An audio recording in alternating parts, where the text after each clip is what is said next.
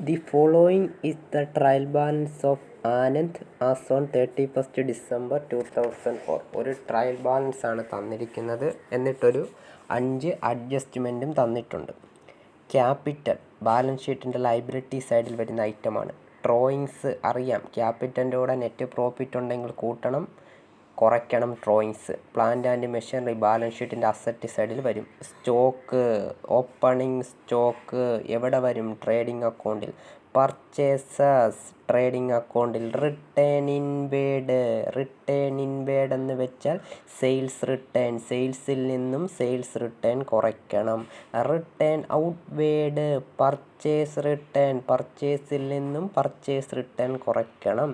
Furniture and fixtures balance ഷീറ്റിൻ്റെ asset സൈഡിൽ വരും. ഫ്രൈറ്റ് ട്രേഡിംഗ് അക്കൗണ്ടിൽ വരും. ക്യാരേജ് ഔട്ട്വേഡ് പ്രോഫിറ്റ് ആൻഡ് ലോസ് അക്കൗണ്ടിൽ വരും. Rent rate profit and loss അക്കൗണ്ടിൻ്റെ ഡെബിറ്റ് സൈഡിൽ. Printing and stationery, office expenses, bad ഡെബ്റ്റ്, ഇത്രയും കാര്യങ്ങൾ എവിടെയാണ് വരുന്നത്?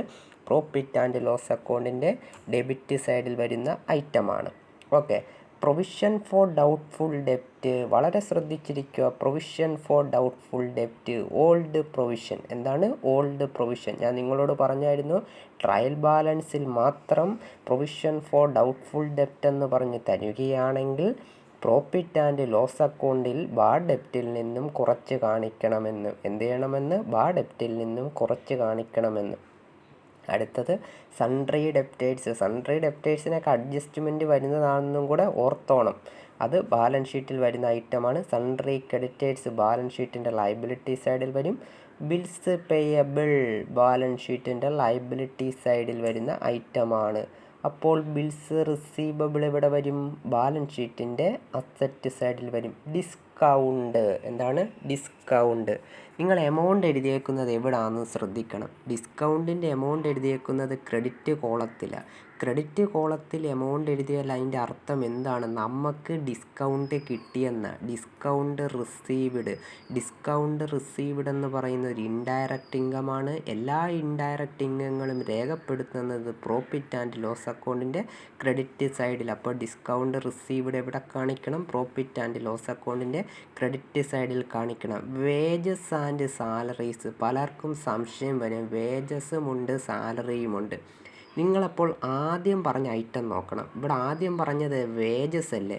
വേജസ് എവിടെ വരുന്നത്? ട്രേഡിംഗ് അക്കൗണ്ടില്ല, മറിച്ച് തിരിച്ചാണ് വരുന്നതെങ്കിലോ സാലറീസ് ആൻഡ് വേജസ് എന്ന് പറയുമായിരുന്നെങ്കിൽ പ്രോഫിറ്റ് ആൻഡ് ലോസ് അക്കൗണ്ടിൽ എടുത്തേനെ. പക്ഷേ ഇവിടെ എവിടെ എടുക്കണം? ട്രേഡിംഗ് അക്കൗണ്ടിൽ എടുക്കണം. Cash in hand, cash and bank നിങ്ങൾക്കറിയാം ബാലൻസ് ഷീറ്റിൻ്റെ അസറ്റ് സൈഡിൽ വരും. സെയിൽസ് ട്രേഡിംഗ് അക്കൗണ്ടിൻ്റെ ക്രെഡിറ്റ് സൈഡിലുമാണ് വരുന്നത്. ട്രയൽ ബാലൻസിൻ്റെ ടോട്ടൽ 2,85,100 രൂപ.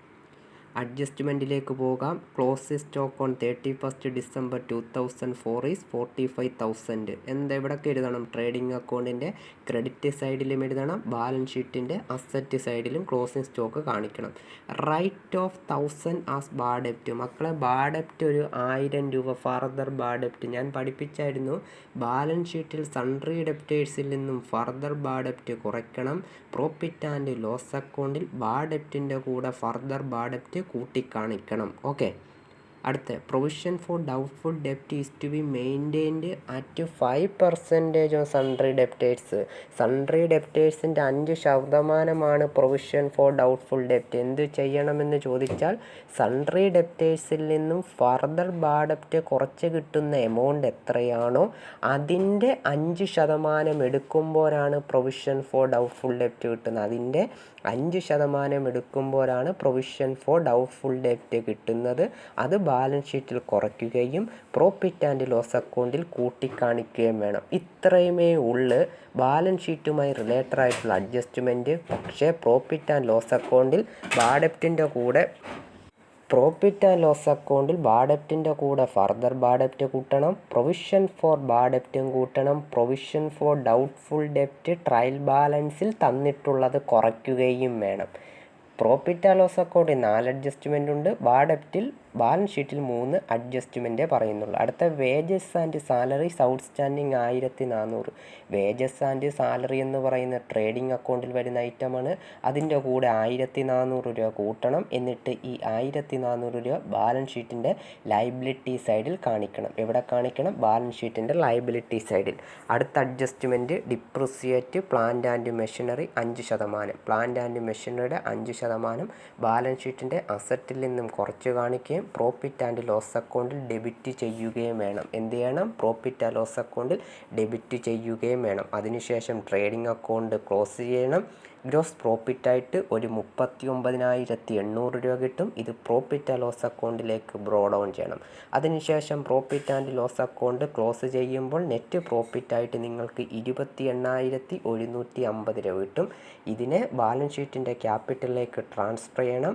ക്യാപിറ്റലിൻ്റെ കൂടെ നെറ്റ് പ്രോഫിറ്റ് കൂട്ടണം. ഡ്രോയിങ്സ് ഉള്ളത് കൊണ്ട് അത് കുറയ്ക്കണം. നമ്മളുടെ ബാലൻസ് ഷീറ്റ് ടാലിയാവും.